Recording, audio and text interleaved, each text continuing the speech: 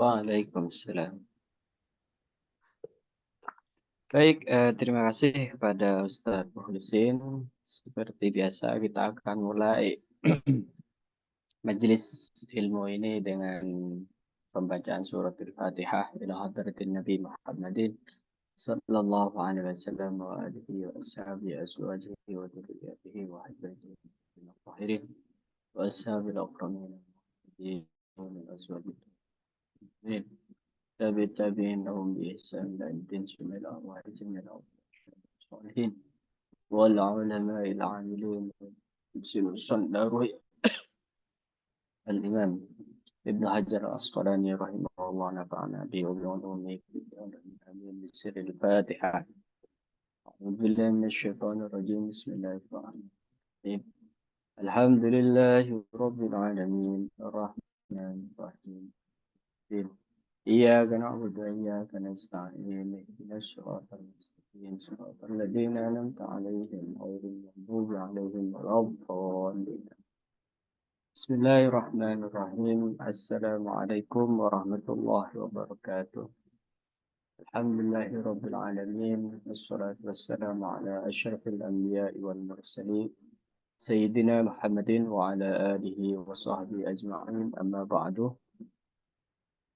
Ibu-ibu jamaah pesantren online yang dirahmati oleh Allah, alhamdulillah pada kesempatan kali ini kita bisa berjumpa kembali untuk melanjutkan pembacaan kitab Bulughul Maram di Ahaditsil Ahkam yang ditulis oleh Imam Ibnu Hajar Al-Asqalani. Di kesempatan kali ini kita akan membaca hadis yang ke-71 sesuai kitab yang ada di hadapan saya dan bisa ditampilkan di layar. An Abdullah bin Abi Bakar radhiyallahu taala anhu. Diriwayatkan dari sahabat Abdullah bin Abu Bakar. Jadi ini perawinya adalah salah satu putra dari Abu Bakar As-Siddiq. Putra dari Sayyidina Abu Bakar As-Siddiq. Jadi putra dari Abu Bakar itu banyak. Ada Abdullah, ada Asma yang perempuan, ada Sayyidah Aisyah, ada Abdurrahman bin Abu Bakar, dan banyak lainnya. Ada yang namanya Muhammad. Karena memang tradisi Arab di masa itu poligami, kira-kira begitu. Tradisinya memang poligami. Tapi tidak semua dari putra-putra sahabat, pembesar sahabat ini kemudian menjadi ulama sahabah gitu ya. Tidak semuanya ulama. Kayak kalau kita lihat Abdullah bin Abu Bakar ini minim sekali disebutkan meriwayatkan salah satu hadis, namun semua ini tidak mengurangi derajat mereka di sisi Allah sebagai sambungan transmisi silsilah gitu ya, sebagai kelanjutan misi Rasulullah Sallallahu Alaihi Wasallam. Beliau berkata, "Nafil kitabil ladzi katabahu Rasulullah Sallallahu Alaihi Wasallam li Amr bin Hazm." Bahwa sungguhnya di dalam satu kitab ini maksudnya satu surat. Alladzi katabahu yang ditulis oleh Rasulullah Sallallahu Alaihi Wasallam li Amr bin Hazm, untuk Amr bin Hazm. Nah, jika ada hadis berbunyi seperti ini, mengindikasikan bahwa Rasulullah menulis, maka sebenarnya Rasulullah di sini mendikte. Karena Rasulullah itu ummi, la yaqra wa la yaktub.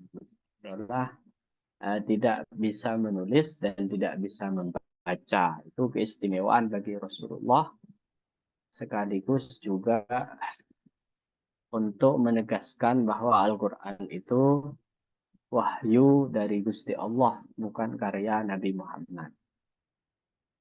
Nah, kalau ada hadis yang mengindikasikan seperti ini, bahwa Rasulullah menulis salah satu surat kepada salah satu sahabat, di sini Amr bin Hazm, maka itu yang dimaksud adalah Rasulullah mendikte salah satu sahabatnya. Kadang Sayyidina Ali, kadang Zaid bin Sabit. Itu Zaid bin Sabit dijuluki Katibu Rasulillah, salah satu penulis Nabi. Jadi biasanya Nabi akan memanggil salah satu katib, salah satu sekretarisnya. Ya. Dipanggil misalkan, wahai Ali, ayo tulis. Wahai Zaid bin Sabit, ayo tulis. Sama, surat yang dikirim ke Amr bin Hazm, itu bukanlah tulisan tangan Rasulullah, tapi atas dikte Rasulullah. Jadi Rasulullah mengucapkan, kemudian para sahabat atau sahabat yang diperintah menuliskan. Nah, di sini yang menerima surat tersebut atau wasiat tersebut adalah Amr bin Hazm. Amr bin Hazm ini profilnya adalah salah satu sahabat yang pernah di umur 17 tahun atau 16 dikirim ke kota Najran. Najran itu perbatasan Hijaz ya, dengan Suriah kalau tidak salah. Nah, di sana Amr bin Hazm ini diperintah atau ditugaskan oleh Rasulullah sebagai pengajar. Jadi Rasulullah itu biasa mengirim sahabat untuk pergi ke sebuah kabilah atau pergi ke sebuah tempat untuk mengajarkan agama. Mengajarkan yang wajib-wajib bagi umat. Seperti itu ya. Nah, di antara pengajar itu adalah Amr bin Hazm. Amr bin Hazm ini masih muda ya ketika diperintah oleh Rasulullah. Dan ini salah satu bentuk kaderisasi dari Rasulullah. Bagaimana Rasulullah itu mengkader sahabatnya, mengkader murid-muridnya agar menjadi ulama. Jadi warisan-warisan Rasulullah ini harus terus dilanjutkan, bahwa ulama itu harus dikader, pemimpin itu harus dikader, seperti itu. Sebagaimana Rasulullah mempraktekkan. Dan Rasulullah seringkali melibatkan anak-anak muda. Anak-anak muda. Jadi anak-anak muda ini memang potensial. Potensi untuk keburukan, namun juga mereka itu potensi untuk menjadi pemimpin-pemimpin masa depan. Sababul yaum rijalul qad. Pemuda-pemuda hari ini akan menjadi pemimpin di masa depan. Saat berhasil mengkader anak-anak muda, maka pemimpin-pemimpin masa depannya cerah. Gitu. Pemimpin-pemimpin masa depannya cerah. Itu yang dilakukan oleh Rasulullah. Panglima juga Rasulullah pernah mengutus anak-anak muda. Seperti misalkan Usamah bin Zaid. Usamah bin Zaid ketika dikirim sebagai panglima perang, itu umurnya 17 tahun. Padahal di sana ada sahabat-sahabat besar, sahabat-sahabat sepuh, gitu ya. Abu Bakar, Umar, Utsman, ada sahabat-sahabat keren. Tapi Rasulullah di sini ingin menunjukkan bahwa agama ini harus melakukan kaderisasi. Gak mungkin generasi tua ini yang mereka akan semakin tua dan semakin melemah kalau tidak mengkader, maka membahayakan masa depan agama ini. Jadi seperti itu. Jadi Amr bin Hazm ini menerima surat dari Rasulullah. Di dalamnya ada isi Allah yamassal Qur'ana. Hendaknya tidak menyentuh Al-Quran illa tahirun, kecuali orang yang suci, yang tidak berhadas. Kecuali orang yang suci. Ini hadis kemudian dijadikan dalil bahwa memegang mushaf Al-Quran itu harus dalam keadaan suci. Harus dalam keadaan suci. Kecuali darurat. Kecuali darurat. Misalkan menemukan mushaf di tanah gitu ya. Tidak ada lagi orang yang bisa dimintain bantuan dalam keadaan suci. Maka boleh sampean ambil. Kalau di mazhab Syafi'i agak ketat misalkan tetap tidak boleh. Kalaupun harus mengambil, harus diambil dengan sesuatu. Dan niatkan ngambil barang itu. Sampai begitu kalau di mazhab Syafi'i. Tapi untungnya ada di mazhab Ahmad bin Hambal itu memperbolehkan. Rawahu Malikun. Hadis ini diriwayatkan oleh Imam Malik. Imam Malik adalah guru Imam Syafi'i mursalan. Berupa hadis mursal. Hadis mursal itu hadis yang loncat. Hadis yang loncat. Tabi'in itu meloncat langsung ke Rasulullah. Enggak menyebutin sahabat, itu namanya hadis mursal. Nah, hadis mursal itu statusnya bagaimana? Tergantung yang melakukan.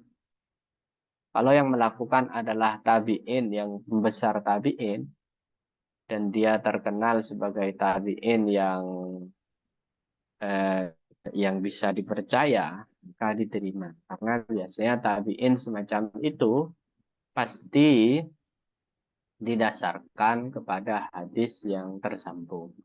Wassalahun Nasa'i, meskipun mursal di Muwatta'nya Imam Malik, tapi hadis ini disambung di Sunan An-Nasa'i. Wa Ibnu Hibban dan juga Imam Ibnu Hibban wa huwa ma'dulun. Hadis ini ada penyakitnya, ma'lul itu ada penyakitnya. Yang disebut penyakit itu bahwa ada perawi yang tidak memenuhi kategori sahih. Gitu.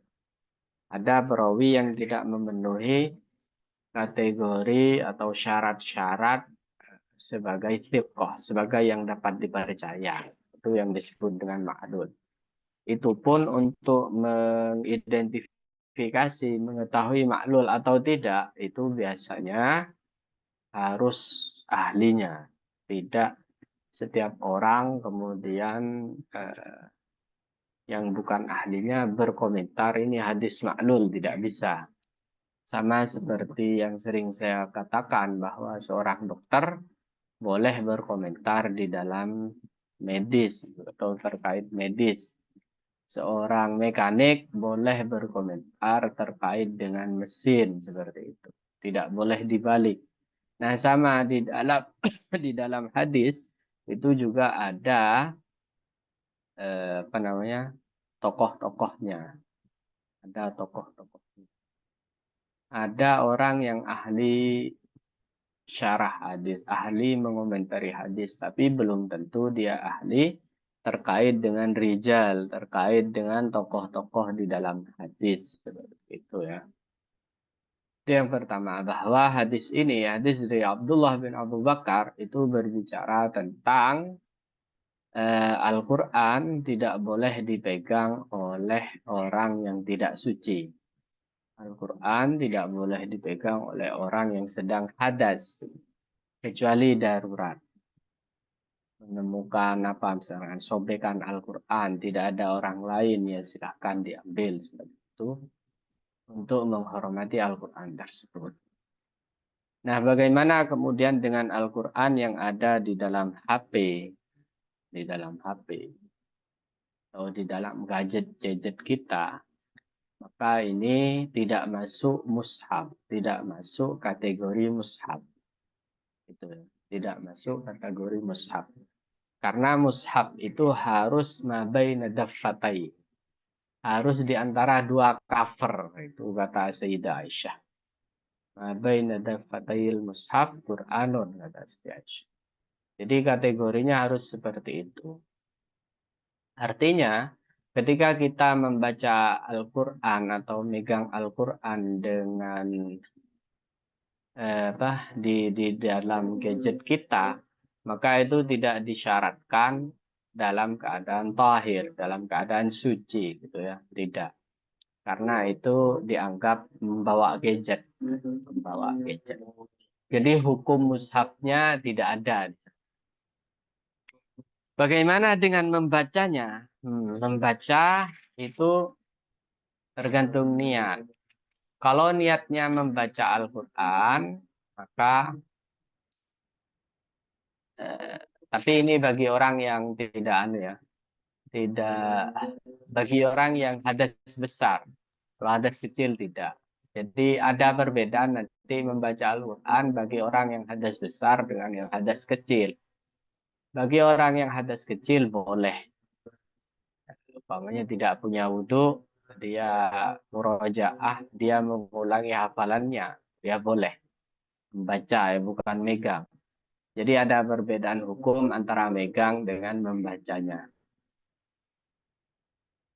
Sementara kalau hadas besar junub, maka dia tidak boleh membaca Al-Quran kecuali dengan niat yang disahkan. Niat yang disahkan itu niat apa? Niat zikir. Kalau niat zikir itu nanti boleh. Tapi kalau niat membaca Al-Quran bagi orang yang berhadas besar, itu tidak boleh. Bagaimana kalau niat dua-duanya? Boleh. Seperti itu. Jadi harus begitu. Nah, untuk yang niat zikir kenapa boleh? Itu nanti memakai dalil hadis setelah itu. Dan ada hadis setelah itu. Nah, ini hadis. An Sayyidah Aisyah radhiyallahu taala anha, diriwayatkan dari Siti Aisyah, berarti saudaranya Abdullah tadi. Saudarinya Abdullah. Qalat Aisyah ummul mukminin, istri Nabi. Salah satu perempuan yang dikader sebagai ulama oleh Nabi gitu ya. Jadi alasan terkuat kenapa Nabi menikahi Siti Aisyah masih sangat belia, remaja, itu alasan terkuatnya adalah agar Siti Aisyah ini merekam kehidupan Nabi, mendokumentasikan ilmu-ilmu yang beliau dapatkan dari guru teragungnya yaitu Rasulullah SAW. Jadi tidak ada tuduhan seperti yang dituduhkan oleh orientalis bahwa Nabi pedofil, bahwa Nabi hipersek, itu tidak benar. Jadi Rasulullah menikahi Sayyidah Aisyah, Siti Aisyah yang suci adalah murni karena kepentingan agama. Kepentingan agama. Dan kepentingan agama itu diantaranya adalah kaderisasi ulama, gitu ya. Sehingga di beberapa riwayat itu disebutkan bahwa si Siti Aisyah itu menyimpan dalam dirinya sulusuddin. Sepertiga agama itu dititipkan kepada Siti Aisyah. Karena riwayat-riwayat berkaitan dengan hukum keluarga, riwayat-riwayat berkaitan dengan Kanjeng Nabi di rumah, di dalam beliau, di rumah beliau, itu biasanya riwayat Aisyah. Apa kata Sayyidah Aisyah? Qalat, kana Rasulullah sallallahu alaihi wasallam. Rasulullah sallallahu alaihi wasallam yadhkurullaha ala kulli ahyani. Yadhkurullaha, mengingat Allah, berzikir kepada Allah. Ala kulli ahyanihi, atas semua waktu-waktunya. Jadi Rasulullah itu tidak pernah sepi, tidak pernah lalai. Dan Nabi, jadi Nabi itu tidak pernah lalai, selalu berzikir kepada Allah. Nah, zikir di sini meliputi zikir lisan dan zikir hati. Jadi zikir ada dua itu. Ada zikir bil lisan, ada zikir bil qalbi. Zikir dengan hati, ada zikir dengan lisan. Ada orang berzikir lisannya tapi hatinya kemana-mana. Ya, itu baik gitu ya. Tapi eh, belum mencapai target dari maksud berzikir. Karena zikir itu secara bahasa adalah mengingat. Kalau lidahnya berzikir, tapi hatinya kemana-mana, itu kan belum. Meskipun itu sudah baik. Ya. Daripada lisannya, lidahnya dipakai untuk selain berzikir.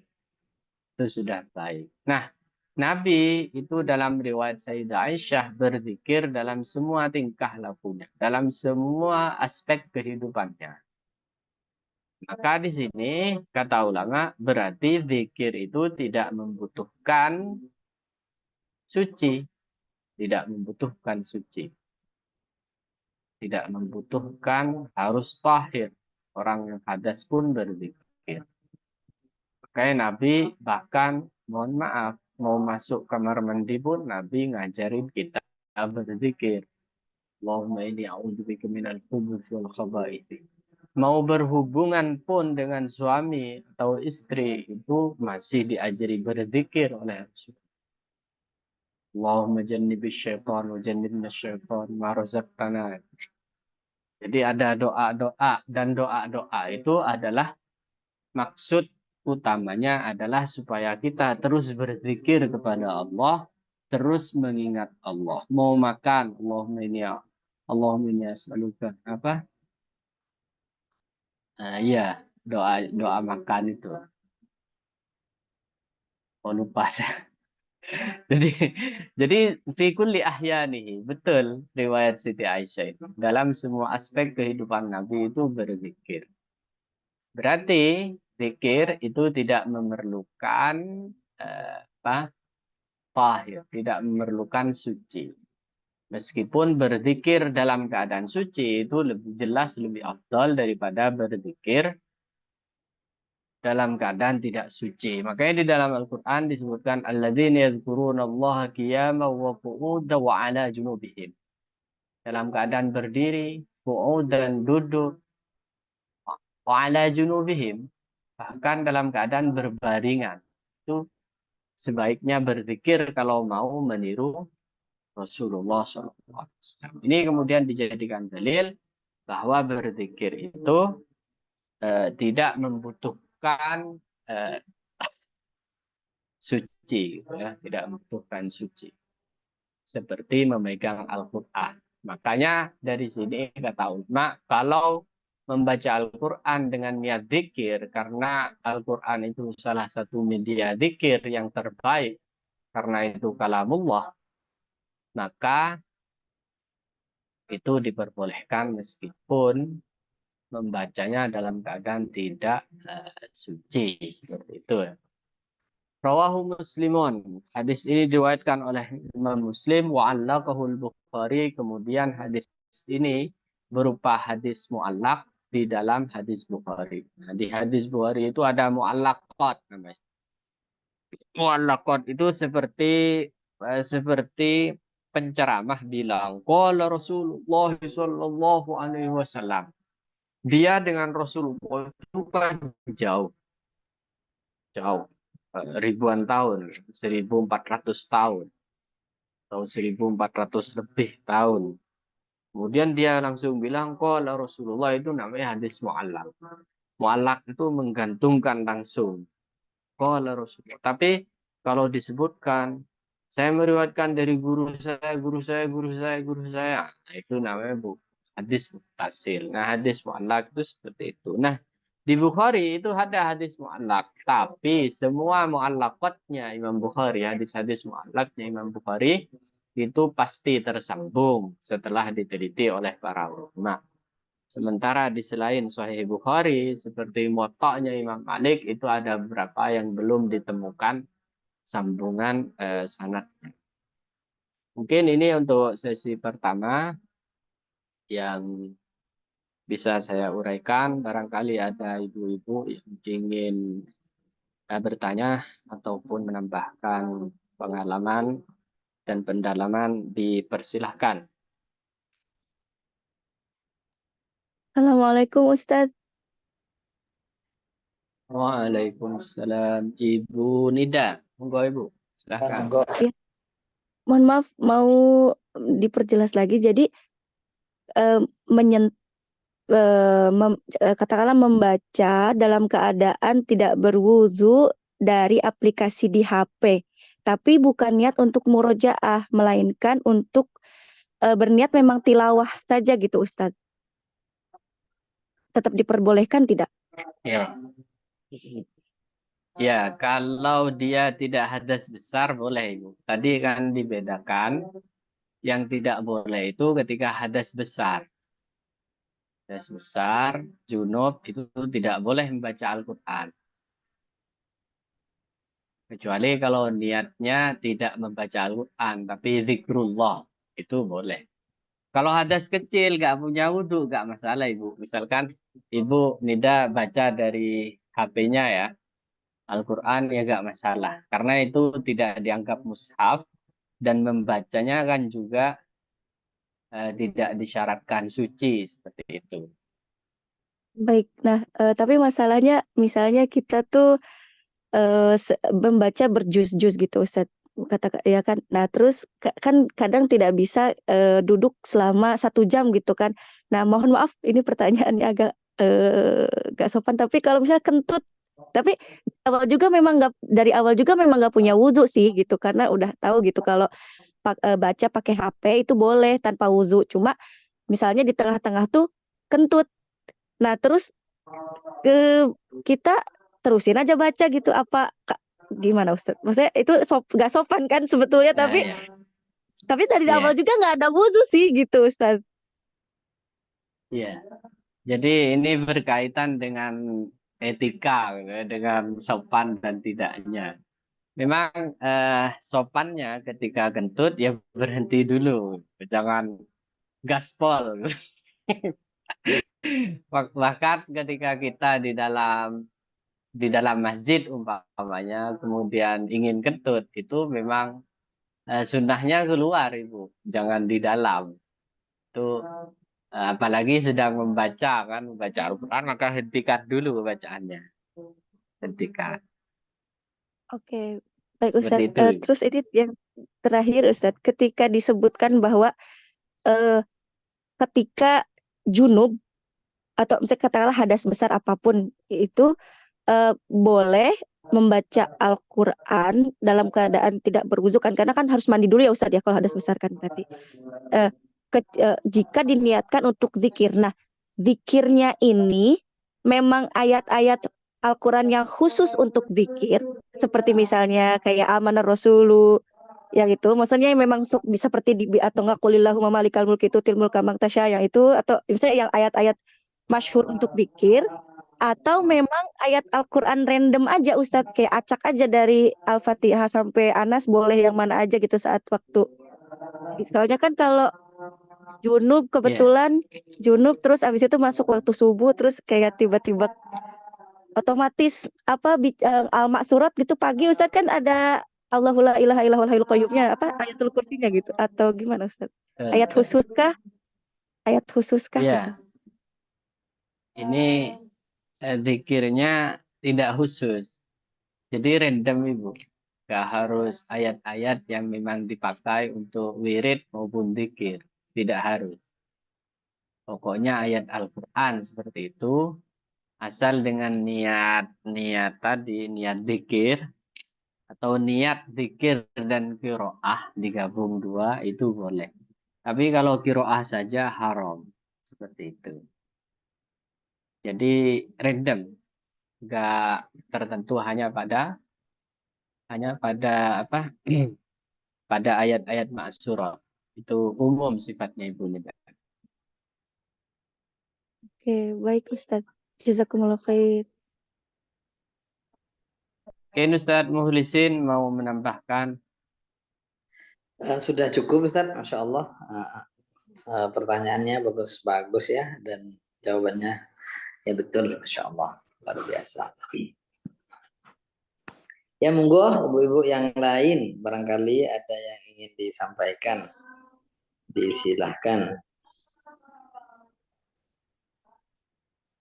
Ada? Ada Ibu Sofia ya. Untuk para hufat ini.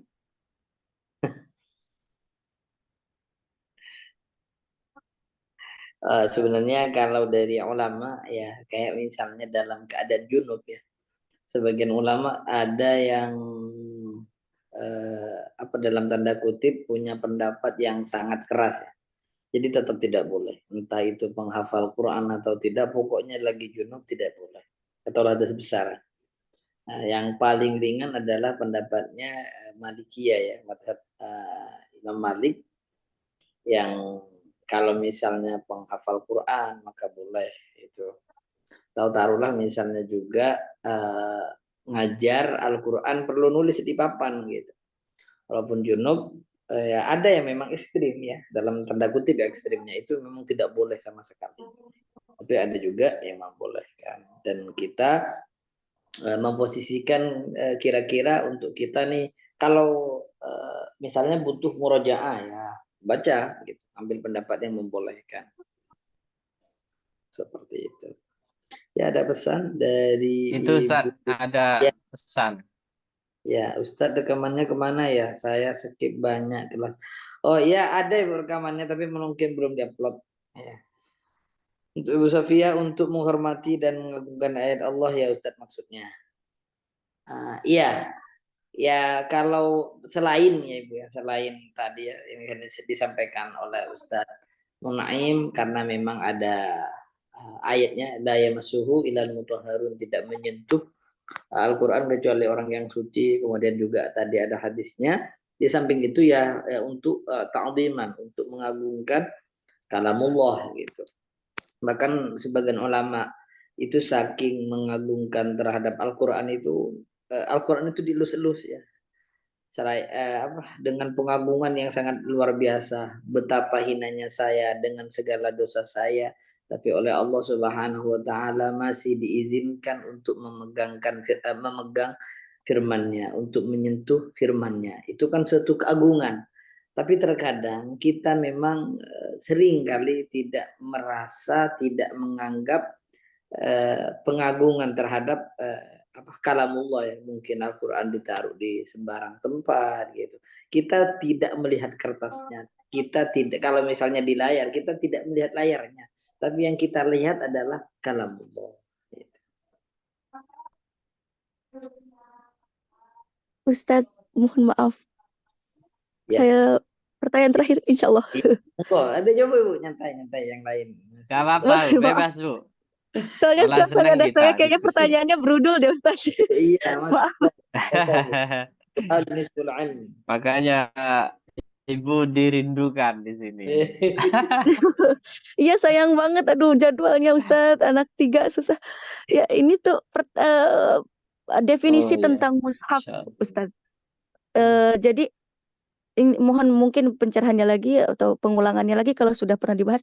Jadi definisi tentang mushaf itu adalah kalau jumlah bahasa jadi kalimat bahasa Arabnya itu lebih banyak daripada si kapitalnya ya, misalnya abjad ABCD-nya. Dalam artian kalau si mushafnya ini hanya isinya mushaf bahasa Arab doang, berarti itu 100% mushaf.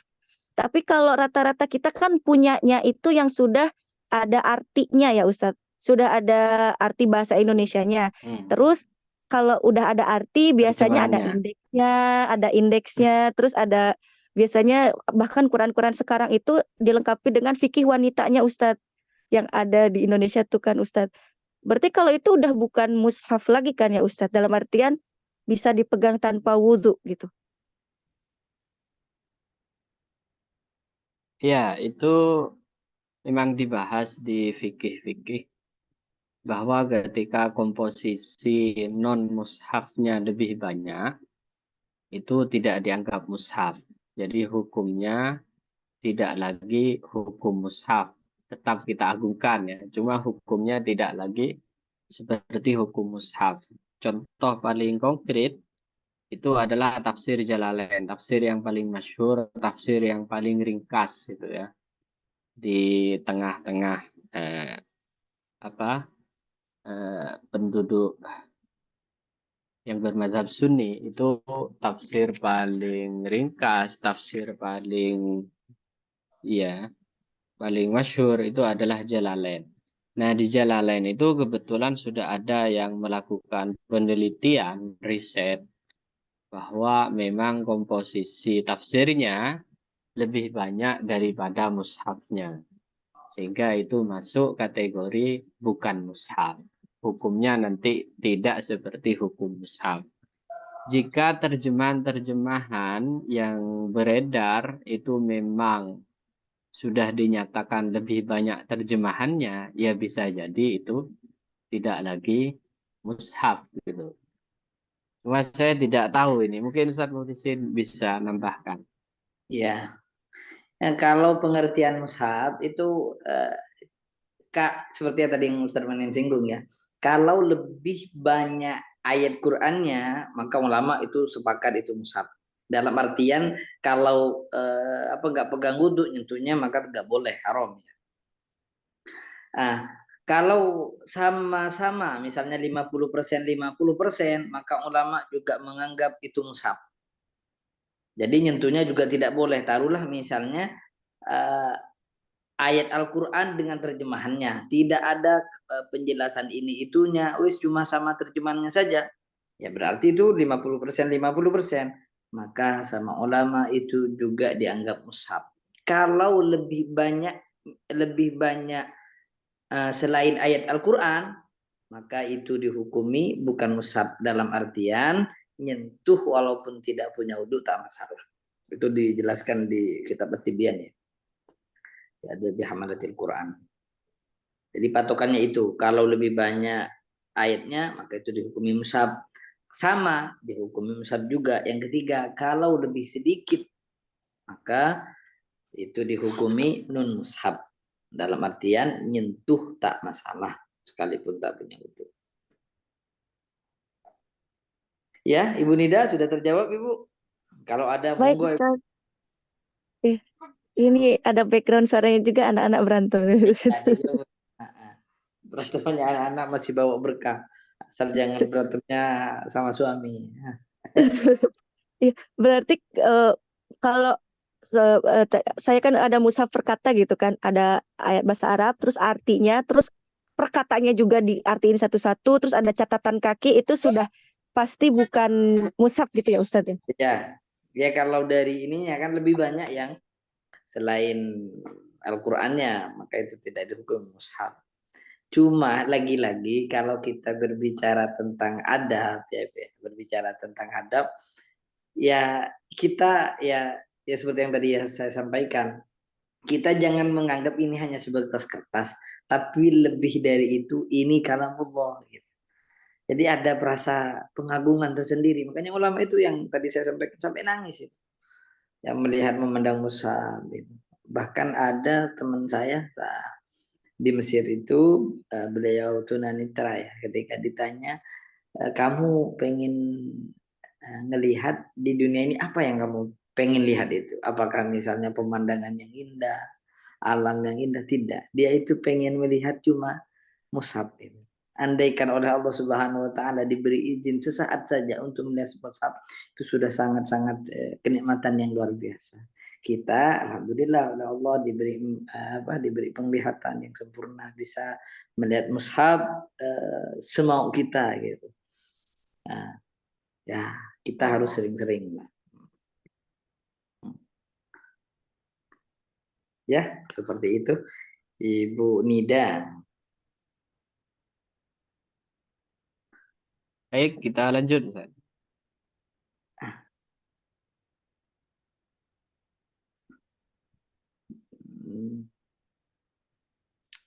Ya, Ustaz. Baik, jika tidak ada pertanyaan, kita lanjut Lanjut kembali ya. satu lagi ya. Menyelesaikan bab ini. Wa an Anas bin Malik radhiyallahu ta'ala anhu. Diriwayatkan dari sahabat Anas bin Malik. Anas bin Malik memang salah satu mukthirin fil hadis, orang atau sahabat yang terbanyak meriwayatkan hadis sehingga akan sering berjumpa dengan nama ini. Profilnya sudah kita ketahui semua bahwa sejak berumur 10 tahun Anas bin Malik ini sudah diantarkan oleh ibunya kepada Rasulullah dan dihaturkan, wahai Rasulullah, nah ini anak saya, jadikan dia khadimukah, jadikan dia pembantumu. Jadi nyampe di Madinah, Nabi langsung didatangi oleh ibu dari Anas bin Malik. Berarti Anas bin Malik itu khidmah atau melayani Rasulullah 10 tahun karena sejak tiba di Madinah. Sehingga Anas bin Malik pernah berkata dengan perkataan yang sangat masyhur, khadamtu Rasulullah asyra sinin walam yakul lima wa kaifah. Saya itu membantu Rasulullah, jadi pembantu Rasulullah selama 10 tahun. Dan saya tidak pernah mendapatkan Rasul itu berbicara lima wa kaifah.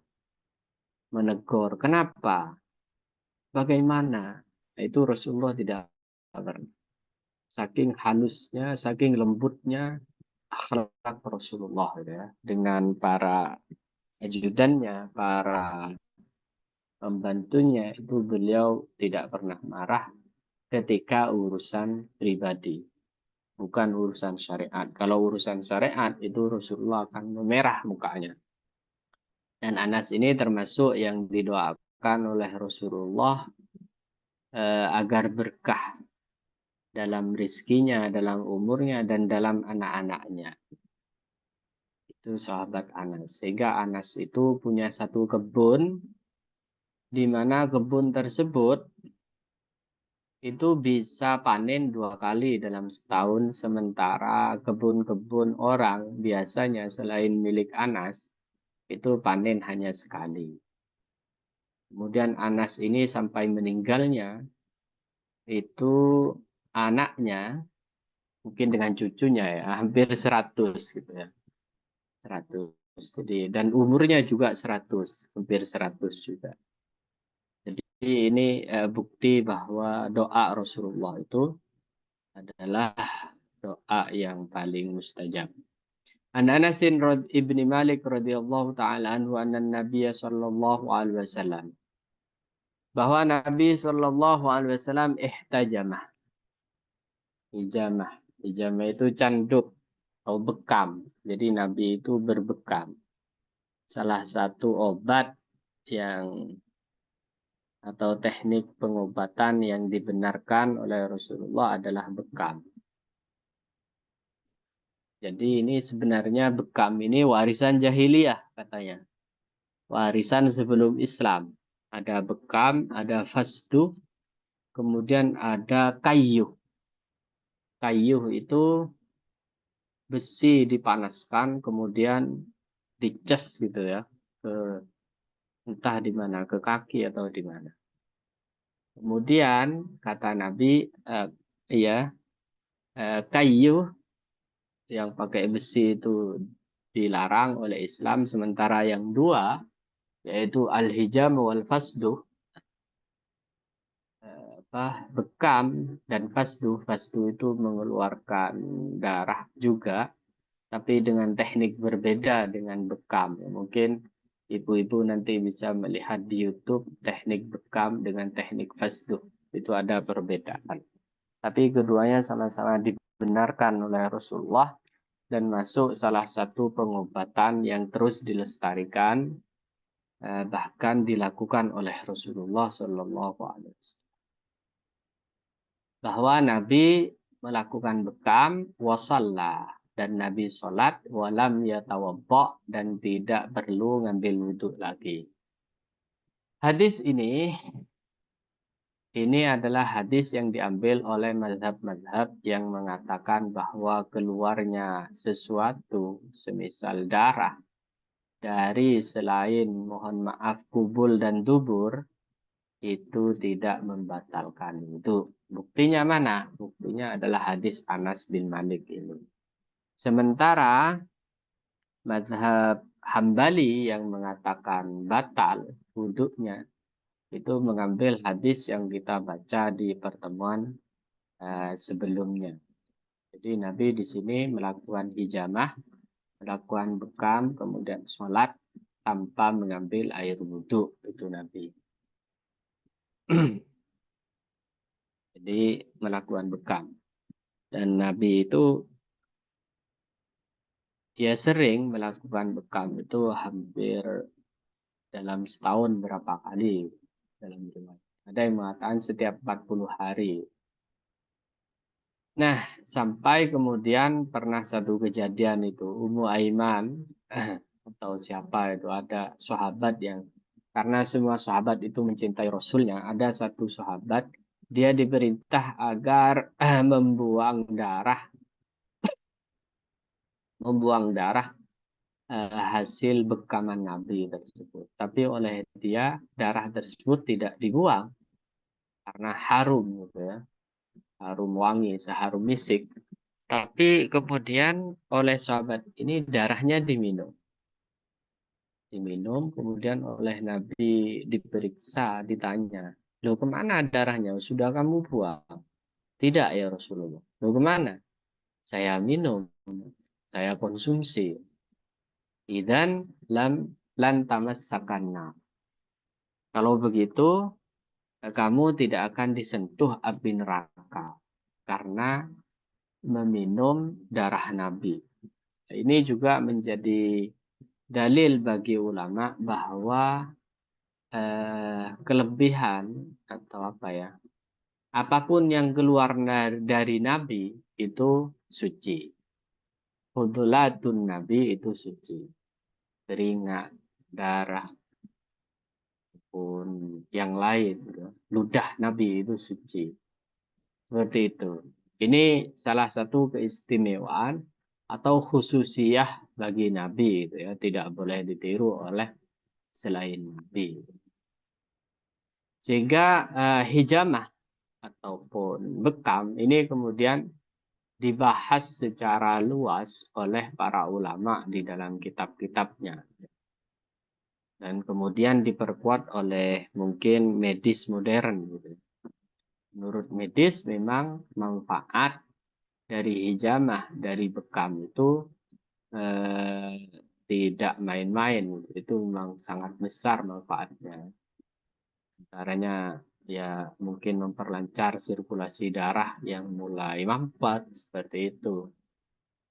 Menurunkan tensi dan banyak lagi.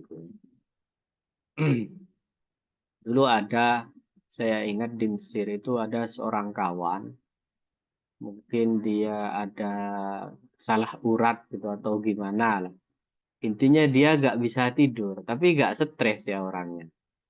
Entah kenapa dia gak bisa tidur.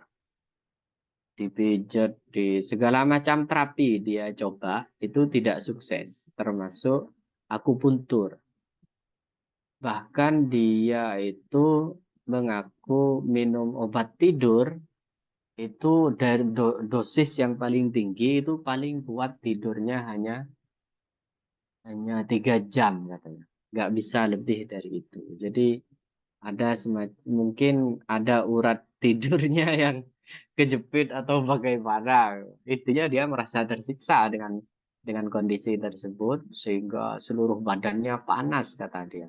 Bagaimanapun kan secara organis, organ tubuh kita itu kan butuh istirahat, dan tidur itu adalah nikmat dari Allah yang sangat mahal gitu ya, terutama buat orang-orang modern gitu yang pikirannya sangat cepat dan di seringkali diganggu oleh kesibukan. Maka tidur itu adalah nikmat yang sangat besar. Akhirnya teman saya ini dia bekam kan ada itu titik-titik bekam tertentu. Dia bekam di sini, di pas di kepala ya, di sini di atas. Nah itu ternyata sukses, dan dia kembali normal sehingga teman ini menjadi sangat fanatik dengan bekam sampai sekarang. Itu ya kira-kira manfaat dari bekam sebagaimana dilakukan oleh Rasulullah, dan tidak ada yang menyalahi medis apa yang dilakukan oleh Rasulullah, bahkan diakui oleh medis modern gitu. Akhrajahu Ad-Daruqutni, hadis ini diriwayatkan oleh Imam Ad-Daruqutni walayyanahu, dan menganggap hadis ini layyin atau tidak kuat. An Muawiyah radhiyallahu taala anhu, diriwayatkan dari sahabat Muawiyah. Muawiyah adalah pendiri pertama dinasti Umawi. Jadi setelah Khulafaur Rasyidin yang 4, Abu Bakar, Umar, Utsman, Ali, itu kemudian ada Muawiyah. Jadi setelah Al-Hasan, putra Sayyidina Ali ini menyerahkan kekuasaan secara resmi kepada Muawiyah, sejak saat itulah berdiri yang namanya dinasti Umawi. Dari Bani Umayyah. Muawiyah ini dari Bani Umayyah. Dan kemudian ibu kota itu dipindah ke Suriah, ke Damaskus. Beliau berkata, berkata Muawiyah, qala Rasulullah sallallahu alaihi wasallam. Nabi bersabda, al-ainu wika ussahi. Al-ainu mata adalah wadah atau tutup dari, mohon maaf, dari dubur gitu ya. Faidana matil ainani. Jika mata tertutup, istatlaqal wika'u. Maka terbukalah tutup dubur. Kira-kira begitu makna yang agak vulgar. Apa yang maksud dari hadis ini? Maksud dari hadis ini adalah bahwa seorang ketika tertidur, maka batallah wuduknya. Batallah wuduk. Cuma tidur yang bagaimana? Nah, itu kemarin kita bahas tuntas. Bentuk tidurnya seperti apa? Ada yang mengatakan kalau tidurnya berat gitu ya, tidur berat sudah nyenyak, maka batal, yaitu Imam Malik. Kalau belum nyenyak ya tidak batal. Bagaimanapun bentuk tidur tersebut. Itu Imam Malik. Kalau Imam Abu Hanifah asal tidurnya di dalam salah satu bentuk sholat seperti berdiri, duduk, kemudian ya berdiri, duduk dan sujud, maka meskipun nyenyak sampai ngorok mungkin itu tidak batal kalau Imam Abu Hanifah. Kemudian ada imam kita, Imam Syafi'i. Kalau Imam Syafi'i selama duduknya mapan ke bumi maka tidak batal. Asalkan, tapi tetap dengan syarat. Asalkan dia orang yang tidak begitu gemuk atau orang yang tidak begitu kurus. Tidak sangat gemuk dan tidak sangat kurus. Rawahu Ahmadu, hadis ini diriwayatkan oleh Imam Ahmad wa Tabrani wa Zadah, dan Imam Tabrani menambahkan wa man nama falyatawadda. Barang siapa yang tertidur maka hendaknya wudu. Wa hadis ziyadah, tambahan ini fi hadal hadis inda Abi Dawud, ini ada di dalam Sunan Abi Dawud. Min hadis Ali, riwayat Sayyidina Ali duna qaulih, tanpa ada perkataan istatlaqal wika. Wa fi gilal isnadaini dha'afun. Dalam kedua sanad ini dua-duanya sama-sama lemah.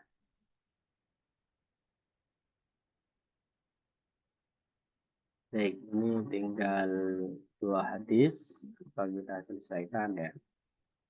Untuk kemudian nanti masuk ke bab selanjutnya di pertemuan mendatang. Wali Abi Daudah, dan diriwayatkan oleh Al-Imam Abu Daud aidan juga Ani bin Abbasin radhiyallahu taala anhuma, diriwayatkan dari Abdullah bin Abbas marfu'an, berupa hadis marfu', innamal wudu'u ala man nama muttaji'a. Sesungguhnya wudu itu wajib atas orang yang tidur telentang atau telekuk.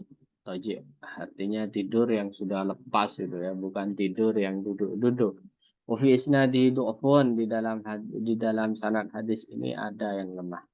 Wa an Ibnu Abbasin, dan diriwayatkan dari sahabat Abdullah bin Abbas radhiyallahu taala anhu, anna Rasulullah sallallahu alaihi wasallam, bahwa Nabi sallallahu alaihi wasallam bersabda, ya'ti ahadukum syaitan fi salatihi.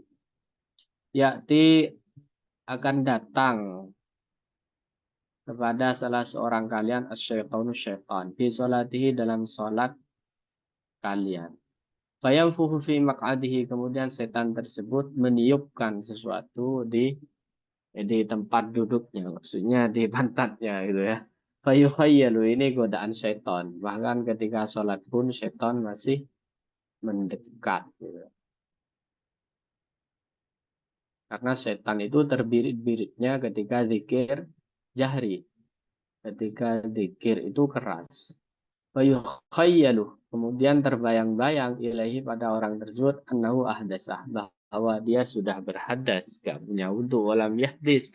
Padahal dia tidak berhadas. Faida wajad dzalik, maka tatkala seorang menemukan kejadian semacam itu, fala yansarif, maka jangan bubar dari sholatnya hatta yasma sautan, sehingga yakin bahwa dia mendengar suara au yajidarihan, atau menemukan bau. Akhrajahul Bazzar, hadis ini diriwayatkan oleh Imam Bazzar wa asluhu fi sahihain. Asal hadis ini ada dalam Sahih Bukhari dan Sahih Muslim min hadis Abdullah bin Zaid, melalui hadis Abdullah bin Zaid. Wali Muslimin, dan di dalam hadis Imam Muslim an Abi Hurairah radhiyallahu taala anhuma, diriwayatkan dari sahabat Abu Hurairah, nahwahu, sama dengan hadis yang tadi. Walil Hakim, dan bagi Imam Al-Hakim, Nabi Sa'id marfu'an, diriwayatkan dari Abi Sa'id marfu'an berupa hadis marfu, idza ja'a ahadukumus syaitan, idza ja'a ahadukumus syaitan, jika syaitan datang kepada kalian, faqalah, kemudian syaitan itu mengganggu kalian dan mengatakan innaka ahdasta, kamu sudah hadas, kamu sudah batal salatnya, falyaqul, maka jawablah kadzabta, bohong engkau. Akhrajahu Ibnu Hibban bilafdin falyaqul fi nafsih. Dalam riwayat Ibnu Hibban memakai kata-kata falyaqul fi nafsih. Jadi hadis ini berbicara tentang godaan syaitan itu terkadang terjadi juga di dalam sholat. Maka prinsipnya adalah kemarin, hatta yasma'u sautan aw yajidurihan. Selama tidak mendengar sesuatu atau mencium bau, maka singkirkan keraguan tersebut. Ini mungkin yang bisa kita baca pada malam hari ini. Untuk selanjutnya kita akan berdiskusi mengenai apa yang telah kita baca sebelum besok di pertemuan selanjutnya kita akan masuk ke bab baru. Silakan ibu-ibu, mungkin ada yang perlu ditanyakan. Monggo, ibu-ibu. Mohon maaf Ustadz, boleh tanya lagi? Monggo. Silakan. Ini kejadiannya baru Oktober kemarin Ustadz. Saya bekam di sini di Jepang, ada orang Malaysia yang bisa bekam, alhamdulillah. Jadi kalau tadi berdasarkan hadis kan Rasulullah bekam lalu beliau tidak berwudu lagi, lalu beliau sholat gitu kan. Berarti kan Rasulullah ambil wudu sebelum beliau berbekam kan? Bekam. Iya. Ya. Nah tapi kalau saya itu kan saya bekam. Terus itu kan dari zuhur Ustadz. Nah terus masuk asar. Itu kan bekam tuh lama ya ternyata Ustadz. Tuh, jadi kayak sejam dua. Dia ternyata lama gitu. Terus abis itu Ya. masuk waktu asar lah waktu itu. Lalu kan karena saya selalu wudhu gitu takut batal gitu. Terus harus mengecek juga apakah kebutuhan atau tidak gitu ya Ustadz kalau perempuan ya. Jadi kan pasti wudhu. Alhamdulillah. Jadi wudhunya itu setelah bekam gitu Ustadz. Nah sementara di kalau tangan kan tidak ada bekas bekam, kaki juga aman gitu, yang anggota wudhu. Tapi wajah itu kebayang nggak usah, di dahi ada bulatan besar merah, di pipi dua gitu Ustadz, terus dua gitu Ustadz. Jadi di pipi dua sama di dagu gitu Ustadz. Eh, nah waktu itu kalau si Umi Idanya bilang, jangan berwudu ya gitu, tayamum. Tapi saya tuh ragu karena menurut saya itu tuh masih tetap harus wudu gitu. Akhirnya saya telepon suami saya. Kalau suami saya tuh mazhabnya Hanafi Ustadz. Beliau orang Pakistan suami saya. Jadi saya tanya ini harusnya gimana ya. Terus suami saya bilang wudu tetap biasa aja. Tapi pas waktu bagian wajahnya itu beliau tuh bilangnya tuh masak gitu. Suami saya bilangnya masak. Jadi cuma di bagian yang kulit yang tidak ada bulatan merahnya aja. Jadi seperti kayak kita berwudu tapi menghindari bagian yang luka gitu. Itu Hmm. betul gak ya Ustadz? Kalau dalam mazhab kita yang Syafi'i ini gitu. Atau Ya, gimana ya ya. Ustadz? Ya, jadi eh, kan ini berkaitan dengan medis ya. Kalau memang menurut ahlinya itu untuk sementara jangan terkena air, maka diperbolehkan tayamum. Seperti itu. Kalau kata ahlinya, maksudnya di sini kata ahlinya berarti medis gitu.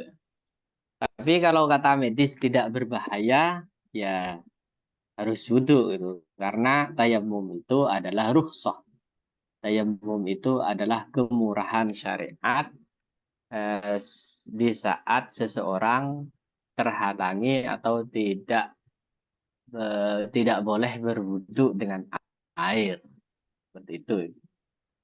Jadi kalau misalkan memang membahayakan, ya ya mau gimana lagi, ya memang harus begitu.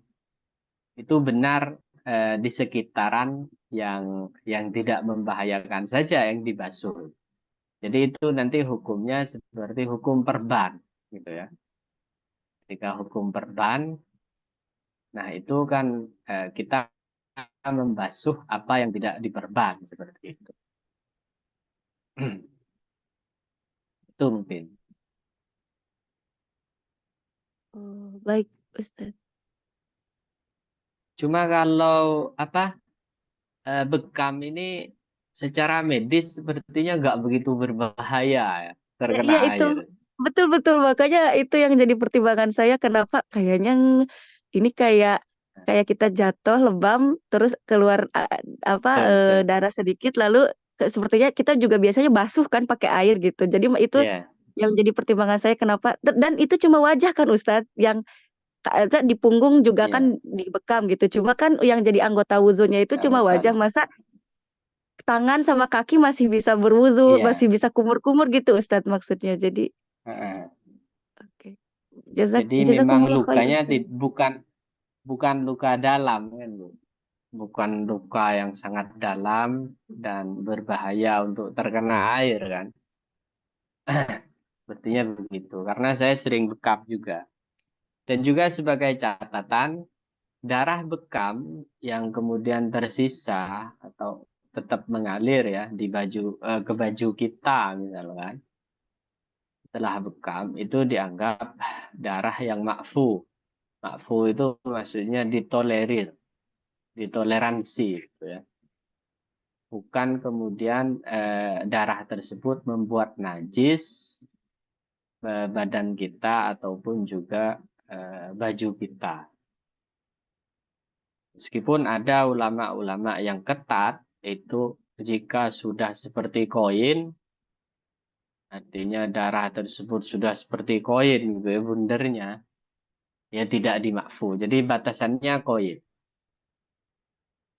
Ada yang seperti itu. Ini perlu disampaikan juga agar kita bisa tahu bahwa darah yang dari bekam atau sisa-sisa yang dari bekam itu masuk darah yang makfu, masuk darah yang ditoleransi di dalam syariat. Itu sebagai tambahan saja. Khusus darah bekam atau darah luka Ustadz? Mohon maaf. Iya, darah yang luka karena bekam. Jadi bekam aja nih, Darah yang luka karena bekam. bukan luka jatuh gitu. Enggak, kalau luka jatuh ya tadi batasannya koin. Kalau Tapi yang untuk darah bekam itu riwayat khusus gitu. Jadi semacam pembahasan khusus karena Nabi melakukannya sehingga sisa-sisa apa ya?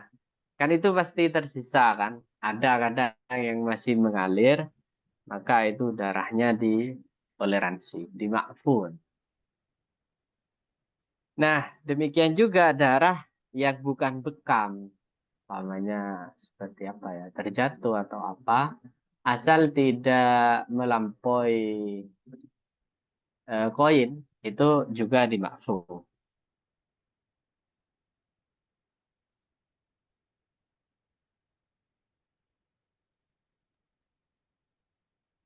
Baik Ustaz, Monggo jazakumullah yang khair lain. Ustaz. Masya Allah, tabarakallah. Ya, monggo yang lain.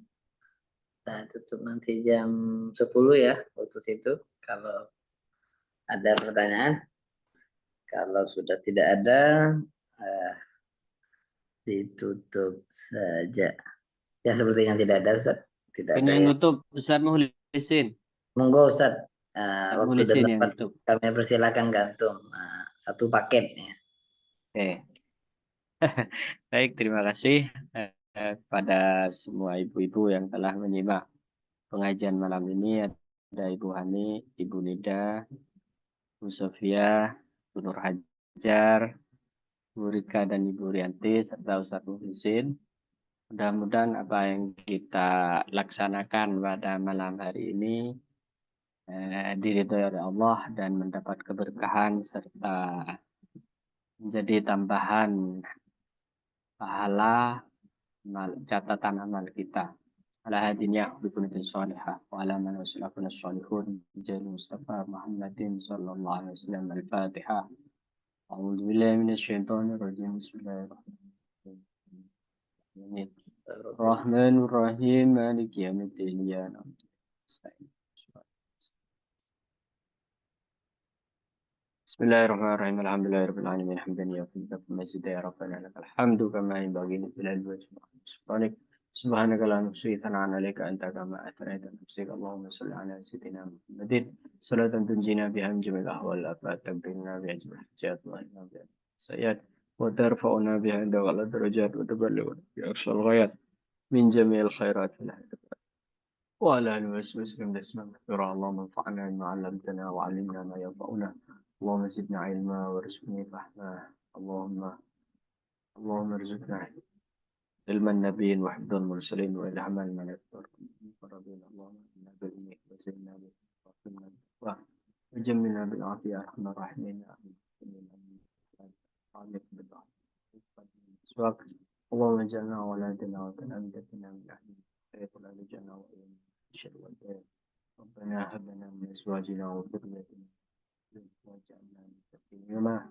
ربنا هب لنا من لدنك ذرية طيبة إنك سميع الدعاء. اللهم إنا نسألك الفتوح والمنوح والرسوح صلاح بلسان الروح ودعوة نسوح. ربنا رسولك ولا تخزنا يوم القيامة. ربنا يا حسنة وفي الآخرة حسنة وقنا النار. سبحان ربك رب العزة عما يصفون وسلام على المرسلين والحمد لله رب العالمين. Kurang lebihnya mohon maaf. Assalamualaikum warahmatullahi wabarakatuh. Waalaikumsalam warahmatullahi wabarakatuh. Waalaikumsalam warahmatullahi wabarakatuh. Jazakallah khairan katsiran. Jazakallah khairan katsiran Ustaz. Terima kasih Bu Ibu. Izin di